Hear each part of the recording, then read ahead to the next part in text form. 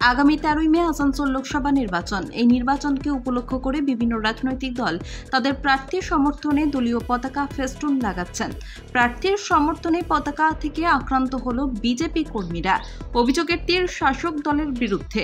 রবিবার সকালে পতাকা লাগানোকে কেন্দ্র করে বিজেপি কর্মীদের উপর চড়াও হয়ে মারধর করার পাশাপাশি বিজেপি সমর্থকদের বাড়ির উপর হামলার ঘটনা ঘটেছে। বিজেপি দলের পক্ষ থেকে অভিযোগ করা হয়, তৃণমূলের ব্লক সভাপতি সিদ্ধার্থ রানার নেতৃত্বে এই হামলা চালানো হয়েছে। এই হামলার ঘটনা প্রসঙ্গে জামুরিয়া বিধানসভার বিজেপি কো কনভেনার গৌতম মণ্ডল জানান, রবিবার শ্যামলা অঞ্চলের খোট্টাডিহি গ্রামে বিজেপি প্রার্থী এস আলুওয়ালিয়ার চায়ে পে চর্চার অনুষ্ঠান ছিল। সেই উপলক্ষে বিজেপি কর্মীরা দলীয় পতাকা বাঁধার কাজ করছিলেন। সে সময় জামুরিয়া 2 নম্বর ব্লক তৃণমূল কংগ্রেস সভাপতি তথা জামুরিয়া পঞ্চায়েত সমিতির সহসভাপতি সিদ্ধার্থ রানার নেতৃত্বে তৃণমূল কংগ্রেসের কিছু দুষ্কৃতী বাহিনী এসে তাদের উপর আচমকা হামলা চালায় এবং এই থানার আধিকারিকরা যুক্ত এই তৃণমূলের গুন্ডা বাহিনীকে দিয়ে বিজেপি কর্মীদের বাড়িতে বাড়িতে ঢুকে অত্যাচার, মা বোন এবং আমাদের কাছে ভিডিও আছে, তারা গুলি করে দেবো বলছে।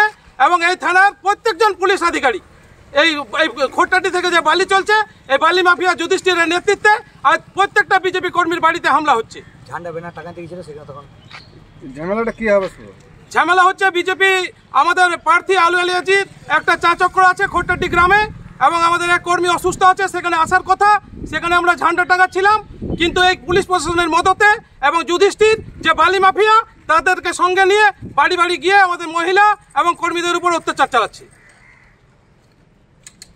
মারধর কারা করেছে? সিদ্ধার্থ রানার নেতৃত্বে ওখানকার তৃণমূলের গুন্ডা বাহিনী।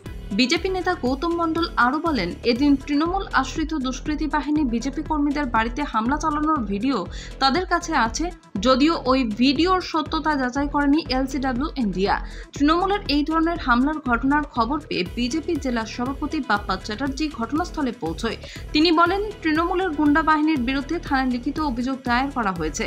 পাশাপাশি পাণ্ডবেশ্বর থানায় ভারপ্রাপ্ত আধিকারিক রাহুল দেব মণ্ডলের সাথে কথা বলে পরিষ্কার জানিয়ে দিয়েছেন, এই সমস্ত দুষ্কৃতীদের অবিলম্বে গ্রেপ্তার করতে হবে, নচেত আগামী দিনে তাদের কর্মীরাও বসে থাকবে না। আগেও তো দেখা গেছিল পান্ডেশ্বর ডিবিসি পাড়ায় দিলীপ প্রচারে এসে বাধা পেয়েছিল। এক্স্যাক্টলি ওই ঘটনাটা নিয়েও ওনাকে বলে এলাম যে এর আগেও ওদের নিয়ে কমপ্লেন দেওয়া হয়েছে আরেকটা যারা করেছিল একে, অর্থাৎ পাণ্ডবেশ্বরে বিজেপি করা যাবে না এই কনসেপ্টটা মনে হয় পুলিশই এস্টাবলিশ করে দিয়েছে বা তৃণমূল পুলিশকে দিয়ে এস্টাবলিশ করিয়েছে। সেই কারণে আমরা প্রশাসনকে স্পেশালি জানিয়ে গেলাম যে যদি আপনাদের রোল তৃণমূলের দলদাস হয়ে কাজ করার থাকে তাহলে আমাদের কর্মীরাও এবার কিন্তু চুপ করে বসে থাকবে। সুতরাং তখন আপনারা চিন্তা করবেন যে কি হচ্ছে না হচ্ছে, ল অ্যান্ড অর্ডার কোন দিকে যাবে, আপনারাই তার জন্য দায়ী থাকবেন, অন্য কেউ দায়ী। লিখিত অভিযোগ দেওয়া হয়েছে। প্রশাসন বলছে আমরা অ্যাকশন নিচ্ছি। অ্যাকশন অর্থাৎ আমরা চাই ওদের ইমিডিয়েটলি বুক করা, যেভাবে বিজেপি কর্মীরা কিছু না করলে সামান্য একটা ফেসবুক পোস্ট করলে তাদেরকে অ্যারেস্ট করে নেওয়া হয়, ঠিক একই রকমভাবে যখন মারপিট করছে তাদেরকে যদি বুক না করতে পারে তাহলে পরে পুলিশকে বুঝে নেবো যে চটি চাটা পুলিশ যেটা আমরা বলে আছি সেটাই উনি। বিকেল দিকে তো বিজেপি প্রার্থীর প্রচার আছে, প্রার্থীর প্রচার যেমন আছে চলবে, তাতে যা পরিস্থিতি তৈরি হবে তখন দেখা যাবে। এই ঘটনায় বিজেপি নেতৃত্ব ও কর্মী সমর্থকেরা দোষীদের শাস্তির দাবিতে পাণ্ডবেশ্বর থানায় ধর্নায় বসেন। পরে যদিও পুলিশের আশ্বাসে বিজেপি সেই বিক্ষোভ তুলে নেয়। অন্যদিকে এই ঘটনা প্রসঙ্গে ফোনে যোগাযোগ করা হলে তৃণমূল নেতা সিদ্ধার্থ রানার কোনো প্রতিক্রিয়া পাওয়া যায়নি। শাসক দলের পক্ষ থেকে হামলার অভিযোগ অস্বীকার করা হয়েছে। পাণ্ডবেশ্বর থেকে সুব্রত বাউরির রিপোর্ট, এলসিডব্লিউ ইন্ডিয়া।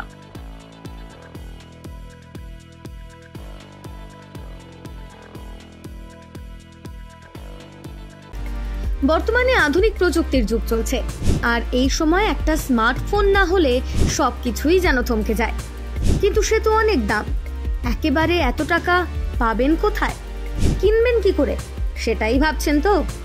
এখন আর চিন্তা নেই, আপনাদের চিন্তা দূর করতে এগিয়ে এসেছে দুর্গাপুরের অনুরাগ ইনফোমার্ট ও সমীর ডিজিটাল। এবার মাত্র 499 টাকা দিয়ে নিয়ে যান আপনার প্রিয় স্মার্টফোন। এখন ভাবছেন তো কিভাবে সম্ভব, গল্প নয় তো? না, একেবারেই কোনো গল্প নয়।